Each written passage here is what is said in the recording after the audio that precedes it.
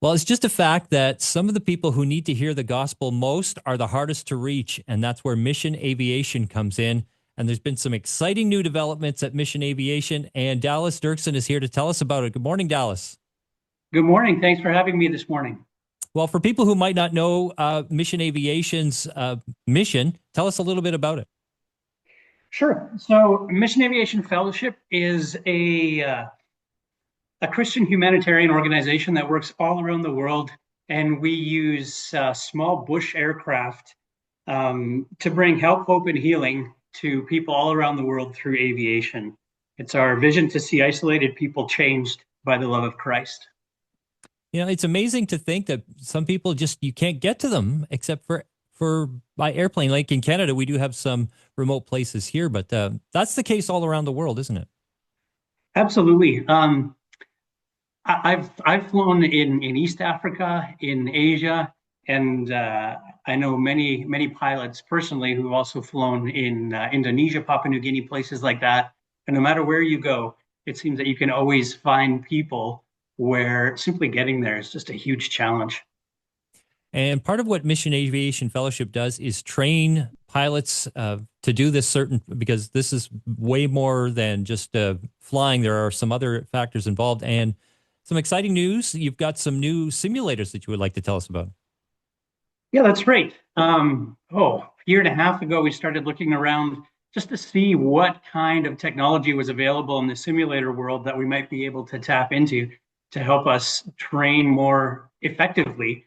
And we found this company. Actually, it's a Canadian company, and it's a new and emerging technology that combines the real world and the virtual world in what they're calling modified reality. Oh. And the level of simulation that this is providing just simply hasn't been available to smaller flight schools before. But because of the advent of virtual reality, now that cost is so much lower, and we're really excited to see the difference that this might be able to make for us in the flight training environment. Okay. Now I've played Flight Simulator. Many of us have from Microsoft years ago. Is it similar to that, where you have all the controls and everything, and does this surround you? How do you learn in this one? So our simulators, as I said, they're calling them modified reality, Okay. and so the the simulators we have are just a small basic training aircraft, the Cessna 172. Okay. And so the flight deck area that the student sits in is actually really real. It exists in our simulation room. The student sits in the seat. In Okay. front of them is the instruments, the controls, and it's an exact representation of the actual airplane. So Wow. when the student has their virtual reality goggles on, most people are familiar with that these days. The Oculus goggles, Yeah. exactly that people put on. It's like that, but more so. I don't think most people could have afford the quality of goggles that our students are wearing for this, Okay. but they have pass-through cameras on them, and so when they look inside the airplane, they see what's really in front of them. They see their actual hand. They see the yoke, the Wow. throttle. They see the instruments indicating what they're indicating. But when they look outside the airplane, they see the virtual environment. Wow. And so it's a really, we believe it's a really great mix of the virtual and real world. And it just brings a level of authenticity and accuracy to the flight training or to the flying on the sims that just hasn't really been there before unless you paid a lot of money for a Yeah. very, very high end simulator. Well, let's talk about the mission of the training, like the training. If somebody's listening right now and think, you know what, yeah, I just feel that tug. I want to share the gospel, but I also want to learn how to fly because it's just something not everybody wants to do. Not everybody's comfortable with heights or anything like that. You do offer training, don't you? Can you tell us a little bit more about that? Prairie Aviation Training Center is a part of Prairie College here in Three Hills, Alberta. And in 2017, MAF partnered with Prairie College to be a part of and to manage the flight school here at Prairie. Okay. So that's where I am. I'm the director here. And it's our goal at PATC to provide very intentional, directed training for young pilots who are aspiring to become missionary pilots around the world. Hmm. So people who are interested in coming to our program, they would contact the college admissions department, and then they would come. Our program initially consists of Bible and theology training on the Bible campus. And from September through April, they do Bible and theology courses there. Then in May, when much of the other school shuts down, they come out to the airport and we start providing their flight training for them.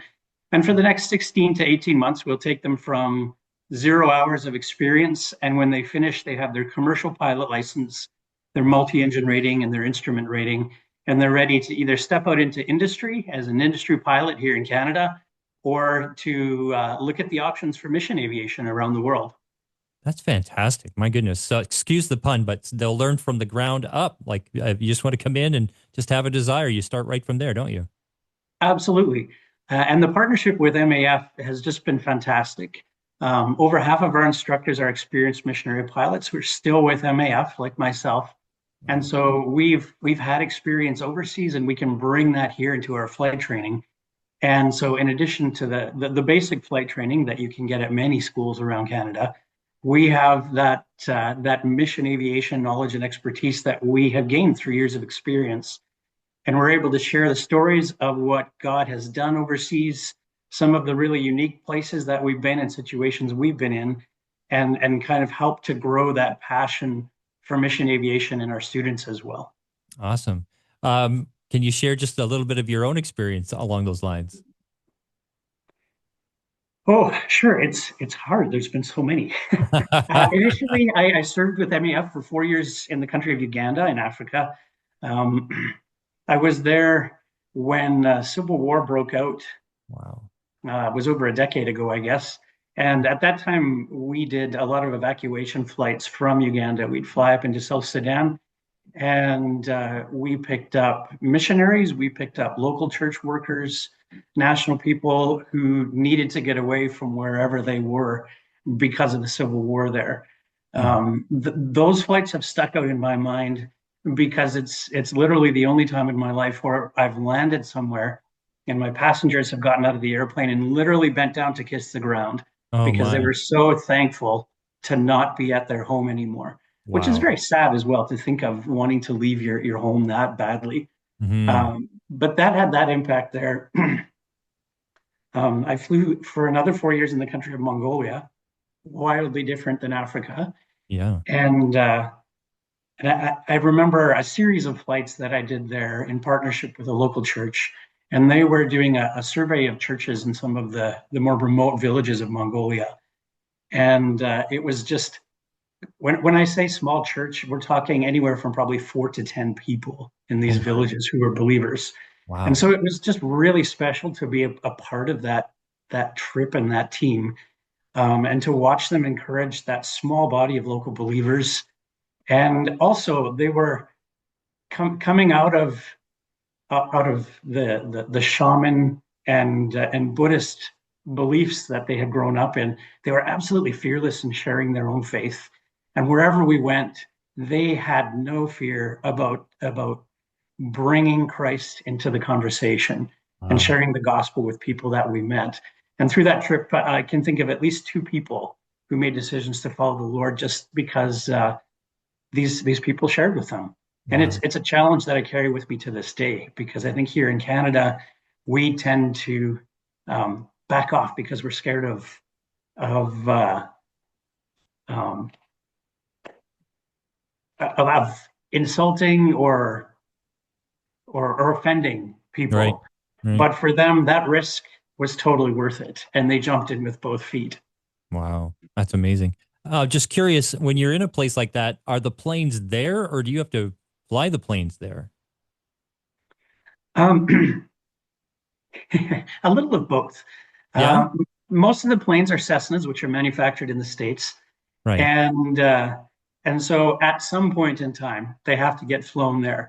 For Yeah. those of us now, most of those countries have the airplanes there now. They're established, and so Right. you go there with your belongings, your family, and you get there and put down roots and start flying, living life there, and flying those aircraft that are already established there. Wow. Wow. What an adventure. For people who are feeling maybe that call or want to look a little bit more into it, uh, where should they go online? maf.ca. It's 5 letters and a dot. Pretty You go simple. to the MAF website at maf.ca. You can find all the information there. They do talk a little bit about PATC there as well. If you're interested in looking at coming out here and exploring our mission aviation program, prairie.edu is the website there that will give you information about the flight school here and what we're doing. That's awesome. May God bless this ministry, this outreach, and these training. And we just pray that God will put that call on whoever's heart it is, and they'll just start into that. Dallas Derksen, thanks for spending some time with us to tell us about it. Thanks, Todd. It's been great to be able to talk with you.